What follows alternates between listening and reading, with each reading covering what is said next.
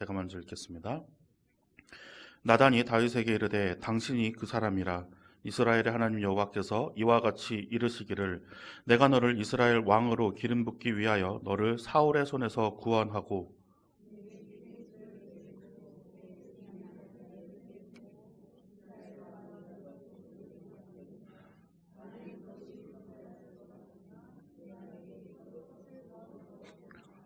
그러한데 어찌하여 내가 여호와의 말씀을 업신여기고 나 보기에 악을 행하였느냐. 내가 칼로 햇사람 우리아를 치되 암몬 자손의 칼로 죽이고 그의 아내를 빼앗아 내 아내로 삼았도다.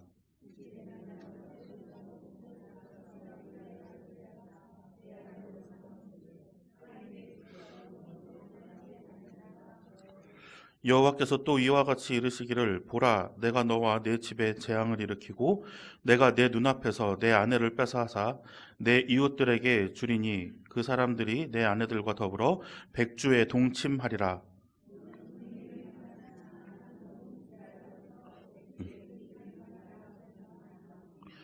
다윗이 나단에게 이르되 내가 여호와께 죄를 범하였노라 하매 나단이 다윗에게 말하되 여호와께서도 당신의 죄를 사하셨나니 당신이 죽지 아니하려니와.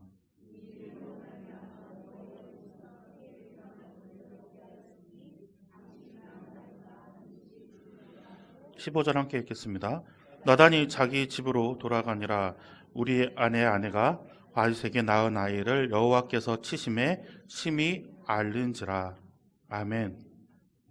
오늘 이 자리에 나오신 우리 원통교 성도님들 환영합니다. 주무셔도 괜찮습니다. 이 자리, 예배의 자리에 나오셨다는 것 자체가 하나님께서 기뻐하실 일입니다. 또 주무시면 또 체력이 그만큼 또 회복이 되시는 거니, 교회에 오셔서 주무시고 교회에 오셔서 교제하시고 또 말씀을 나누시는 것이 하나님께서 기뻐하시는 일이라고 생각이 듭니다. 우리는 인정이라는 말을 많이 하죠. 하고 듣습니다. 인정이라고 하는 것 어떤 걸까요? 확실히 그렇다고 여긴다라고 백과사전에, 제가 한 말이 아니라 국어 사전에 저렇게 나와 있습니다. 확실히 그렇다라고 여기는 것, 확실히 그렇습니다라고 내가 시인하는 것, 그것이 인정입니다. 너 인정해? 라고 이야기하는 것, 인정하십니까? 라고 이야기하는 것, 그것은 내가 그러했습니다 라고 확실히 그렇다라고 이야기하는 거죠. 인정한다, 그게 맞다고 여기는 것, 시인하는 것, 어떨 때 많이 쓰나요? 법정에서 많이 쓰죠.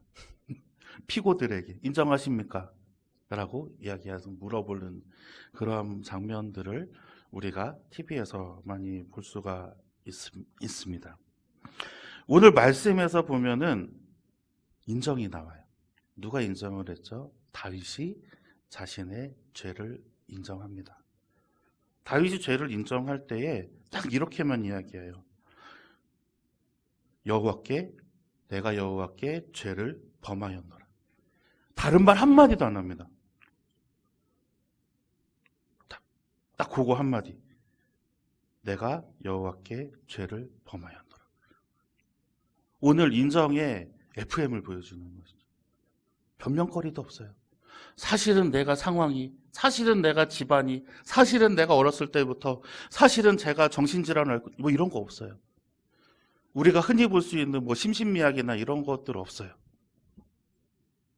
딱 한마디만 합니다. 내가 여호와께 죄를 범하였노라. 이 말로 끝이 납니다. 오늘 이것을 우리가 한번 배워보려고 합니다. 오늘 말씀의 9절, 10절 말씀을 우리가 한번 같이 읽어보도록 하겠습니다. 그러한데 어찌하여 내가 여호와의 말씀을 업신여기고 나 보기에 악을 행하였느냐. 내가 칼로 햇사람 우리아를 치되 암몬 자손의 칼로 죽이고 그의 아내를 빼앗아 내 아내로 삼았도다. 이제 내가 나를 업신여기고 햇사람 우리아의 아내를 빼앗아 내 아내로 삼았은즉 칼이 내 집에서 영원토록 떠나지 아니하리라 하셨고. 아멘. 이게 언제부터 시작되었을까요? 다윗이 왕궁 옥상을 거닐고 있을 때부터 이게 시작된 일입니다. 왕궁 옥상을 거닐고 있는데 저 멀리서 밧세바의 목욕하는 모습을 보고 데리고 와서 동침을 하게 되죠. 하나님께서 말씀하신 간음하지 말라를 어겼습니다. 그런데 동침을 하고 났더니 밧세바에게 덜컥 아이가 생겨버립니다. 아이가 생겼을 때 이거 어떻게 하나 했더니 이제 다윗은 우리아를 죽이기로 마음먹어요. 그래서 어떻게 해요? 요압 장군에게 편지를 쓰죠. 가장 치열한 전투에 제일 선봉에 서고 너희는 뒤로 빠져라. 그가 고립되어 죽게 놔두어라 라고 편지를 씁니다. 이것이 그냥 넘어갈 줄 알았죠. 아무도 모르는 일일 줄 알았죠. 자기가 왕의 자리에 있었으니 그래도 된다고 생각했을 수도 있습니다. 하지만 하나님께서는 그것을 지적하시고 혼내십니다. 이 말씀 전에 8절에 뭐라고 이야기하시냐면 만일 그것이 부족하였을 것 같으면 내게 이것저것을 더 주었으리라. 말하지 그랬니? 뭐가 부족하다고 나한테 이야기만 했으면 너에게 이것저것 더 주었을 것이리라. 하나님이 그만큼 사랑하는 다윗이었어요. 하나님이 그만큼 믿고 있던 다윗이었어요. 하나님이 그렇게 칭찬해서 신실했던 다윗이었어요.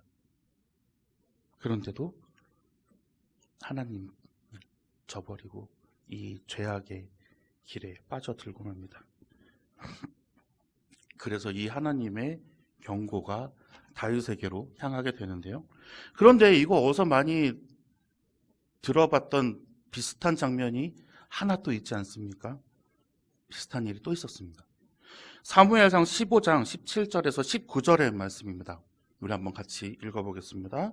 사무엘이 이르되 왕이 스스로 작게 여길 그때에 이스라엘 지파의 머리가 되지 아니하셨나이까. 여호와께서 왕에게 기름을 부어 이스라엘 왕을 삼으시고 또 여호와께서 왕을 길로 보내시며 이르시기를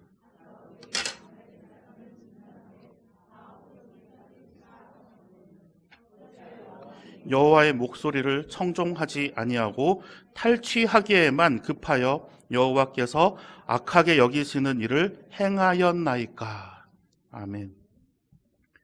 사울왕 때도 이런 일이 또 있었어요. 사무엘이 이제 하나님의 말씀을 사울이 순종하지 않은 것에 대한 책망하는 이야기입니다. 이 일이 왜 생겼죠?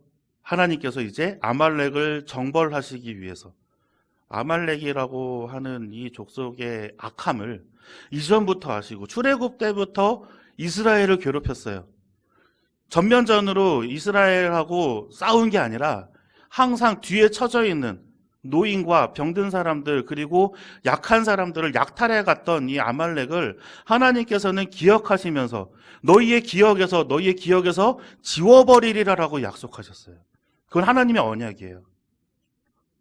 너희의 기억에서 지워버리겠다라고 이야기하시는 거는 진멸하시겠다는 거예요. 아예 그 민족 자체를 없애버리시겠다라고 이야기하시는 거죠. 그런데 이제 때가 되어서 사울왕을 통해서 그들을 멸하게 시켰더니 사울이 어떻게 합니까? 아각 왕부터 죽이지 않아요. 그리고 성경 말씀에 기록된 그대로 눈에 보이는 진귀한 것들은 다 약탈했어요. 살찐 짐승들과 그리고 눈에 보이는 값진 것들은 다 뺏어서 옵니다. 근데 하나님께서는 다 불태우라고 하셨어요. 이것이 어떤 것이냐면 하나님의 언약을 사울이 엉그러뜨린 거예요. 하나님께서 약속하셨던 것을 하나님께서는 언약 자체를 항상 완전 무결하게 인간들에게 이루어 주셨는데 사울 왕이 자기 멋대로 그 언약을 헝클어뜨린 거예요. 그렇기에 하나님께서는 사울 왕으로 세운 것을 후회하셨다라고 기록합니다. 사무엘상 15장 20절에서 21절의 말씀 우리 한번 같이 읽어보겠습니다. 사울이 사무엘에게 이르되 나는 실로 여호와의 목소리를 청종하여 여호와께서 보내신 길로 가서 아말렉 왕 아각을 끌어왔고 아말렉 사람들을 진멸하였으나 다만 백성이 그 마땅히 멸할 것 중에서 가장 좋은 것으로 길갈에서 당신의 하나님 여호와께 제사하려고 양과 소를 끌어왔나이다 하는지라. 아멘. 사울이 보이고 있는 모습은 인정이라는 것과는 거리가 멀죠. 변명하고 있습니다. 하나님께서는 아말렉과의 전투에서 가지고 온 노량물을 받으시려고 하지도 않았어요. 그렇기에 어린 아이서부터 어떻게 보면 굉장히 잔인한 일입니다. 노량물도 가지고 오지 말고 싹 다 불태우라 그랬거든요. 하나님의 진노가 극에 달아 있는 상태예요. 어째서 내가 지금 임마누엘 하고 있는 나의 백성들을 너희가 그렇게 괴롭히며, 특히나 약한 사람, 어린 사람, 그리고 나이 먹은 사람들을 괴롭혀가며 약탈했던 너희들을 내가 끝까지 기억하면서 너희들을 멸하겠다라고 준비하셨던 거거든요. 거기에서 노량물이 무슨 필요가 있겠어요? 하나님의 돈이 필요하십니까? 돈이 필요하신 분이 아니거든요. 그런데 사울은 이렇게 변명을 합니다. 가장 좋은 것으로 길갈에서 하나님께 제사 드리려. 하나님이 그것이 필요하셨으면 처음부터 이렇게 준비하지 않으셨죠. 하나님께서 말씀하신 명령들이 구체적으로 나와 있음에도 불구하고 사울은 이렇게밖에 대답할 수 없는 사람이었나 봅니다. 하지만 다윗은 사울과는 다른 모습을 보여줍니다. 오늘 말씀의 12장 13절의 말씀을 우리가 한번 같이 읽어보려고 합니다. 13절의 말씀입니다. 다윗이 나단에게 이르되 내가 여호와께 죄를 범하였노라 하매 나단이 다윗에게 말하되 여호와께서도 당신의 죄를 사하셨나니 당신이 죽지 아니하려니와. 아멘. 이 말이 되게 섬뜩하지 않을까요?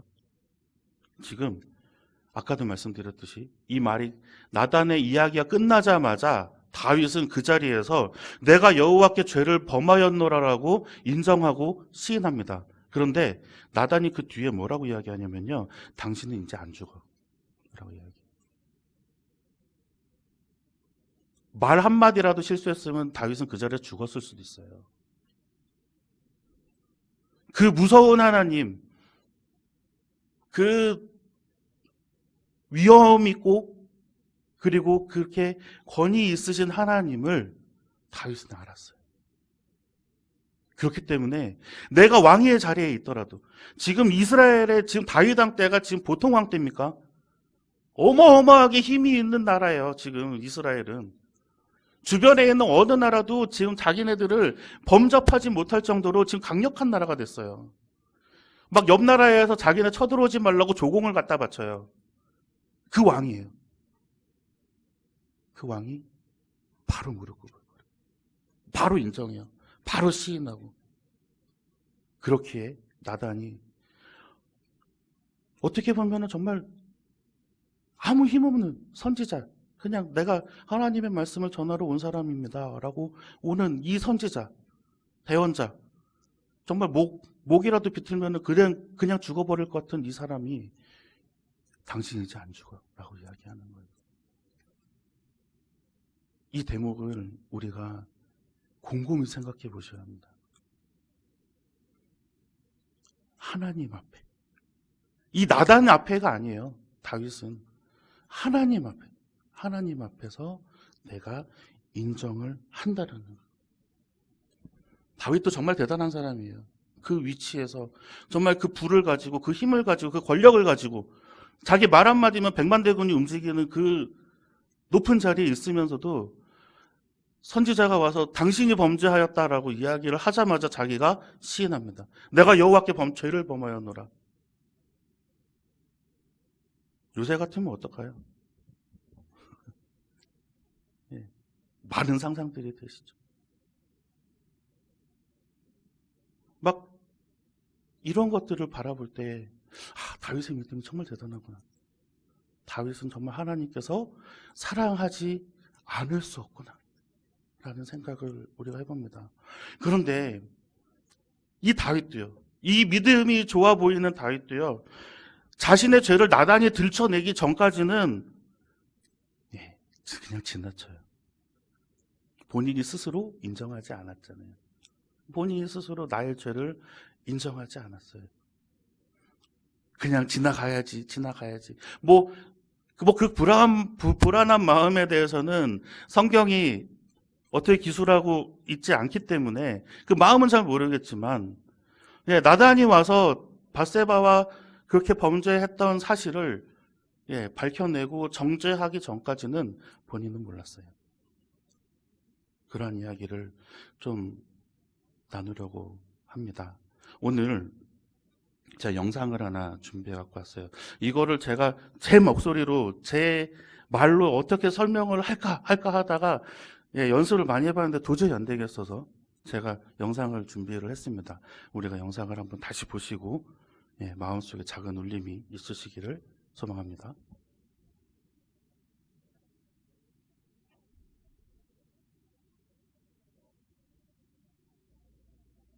펜싱을 배우러 다녔었습니다. 근데 제가 펜싱을 배우기 시작한 이유는 사실 저는 역사책을 너무 좋아하기 때문에 18세기에 왜 그러면 그 가발 쓰고 이렇게 칼을 가지고 있는 사람들 막 이런 거 영화에서 보고 나도 저것 좀 해보고 싶다. 그래서 18세기, 19세기의 펜싱 스타일을 아직도 가르치고 있는 머리가 허연 스승님을 찾아갔어요. 이 펜싱이라는 스포츠가 근데 굉장히 어려운 게 있습니다. 어려운 게 뭐냐면은 채점이 굉장히 어려운 스포츠예요. 여러분 펜싱 중계 보면은 삐 소리 날 때까지 도대체 누가 누굴 찔렀는지 잘 안 보입니다. 그래서 우리가 여러 가지 전자장비를 갖다 몸에 연결해서 누가 득점을 하고 누가 실점을 했는지 잘 보이게 만들어요. 그런데 이 펜싱 선생님은 절대로 전자 스코어링 장비를 사용하지 못하게 했습니다. 그것이 펜싱의 정신에 부합하지 않는다고 얘기를 했어요. 그러면 제가 그렇게 얘기를 했습니다. 어떻게 승패를 걸려? 어떻게 그러면 점수를 매깁니까? 그래. 그랬더니 이렇게 말씀을 하셨습니다. 원래 펜싱이라는 스포츠는 워낙 칼이 빨리 움직이기 때문에 찌른 사람조차도 내가 제대로 찔렀는지 빗나가게 찔렀는지 잘 파악하기가 힘들대요. 근데 단 한 사람만큼은 점수가 났는지 안 났는지 아는 사람인데 그 사람이 누구냐면 칼을 맞은 사람이라고 합니다. 축구는 이제 득점하면 골 이러잖아요. 근데 펜싱은 득점을 하면 투쉐라는 단어를 쓰는데 투쉐라는 단어는 찔렀다는 뜻이 아니라 찔렸다라는 뜻입니다. 그 얘기는 뭐냐면 우와. 이거 의미 있다. 그 얘기는 뭐냐면 펜싱에서 채점을 할 때는 득점을 한 사람이 아니라 실점을 한 사람이 손을 들고 상대편한테 점수를 주는 것이 펜싱의 법도라는 거예요. 찔렸다. 인정하는. 인정이야. 투시에. 옛날의 펜싱은 무예였습니다. 무예의 목적은 뭐냐면 무공을 쌓아서 진짜 나쁜 놈들이 우리 집에 들어왔을 때 내 사랑하는 사람을 지킬 수 있도록 하는 것이 무예의 목적이에요. 그죠? 그럼 그 무공이라는 게 어느 순간에 쌓이는 것이냐? 투시라는 말을 할 때 쌓인다는 겁니다. 내가 맞았다, 내가 잘못했다라고 얘기를 하는 순간 그때 내 무공이 한 단계 올라가는 거예요.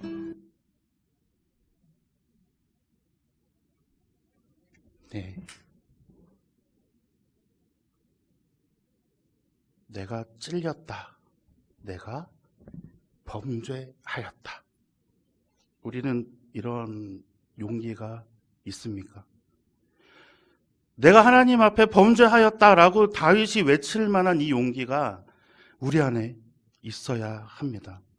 투세라고 외치는 그 순간에 무예가 한 단계 더 올라가듯이 내가 하나님 앞에 범죄하였다라고 외치는 그 순간에 우리는 하나님과 한 발자국씩 더 가까이 다가가게 될 것입니다. 너무 부끄러운 일이거든요. 막 내 자신이 막 발가벗겨지는 느낌일 거예요. 내가 범죄한 것을 외치면서 하나님 앞에 내가 선언하면서 나아가는 이 자리가, 내 그 모습이 어찌 보면 다른 사람 보면 어떡하지? 라는 그 생각이 막 들 때가 있어요. 하지만 우리가 그 과정을 거치지 않으면 나중에는 더 부끄러운 자리에서 살아갈 수밖에 없습니다. 히브리서 4장 12절에서 13절까지의 말씀을 우리 한번 같이 읽어보겠습니다.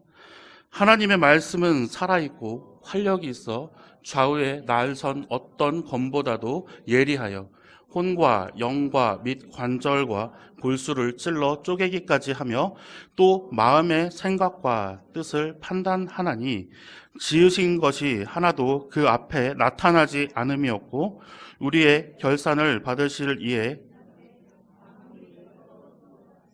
드러나느니라. 아멘. 언젠가는 드러납니다. 언젠가는 밝혀질 거예요. 그러면 그냥 우리가 내가 여호와께 죄를 범하노라. 투쉐라는 우리가 네, 저는 찔렸습니다. 저는 범죄하였습니다. 라고 인정할 수 있어야 할 것입니다. 성경에서 바라보듯이 사울도 변명해서 피해갈 수 없었습니다. 하나님께서는 알고 계시기 때문입니다. 변명으로는 하나님의 진리를 피할 수가 없습니다. 진리 안에 거할 수도 없습니다. 인정하는 것이 부끄러운 것이 아닙니다. 하나님께 더 가까이 나아가는 일임을 우리가 오늘 깨달아 알아가시는 그런 복된 그런 시간이 되기를 간절히 소망합니다.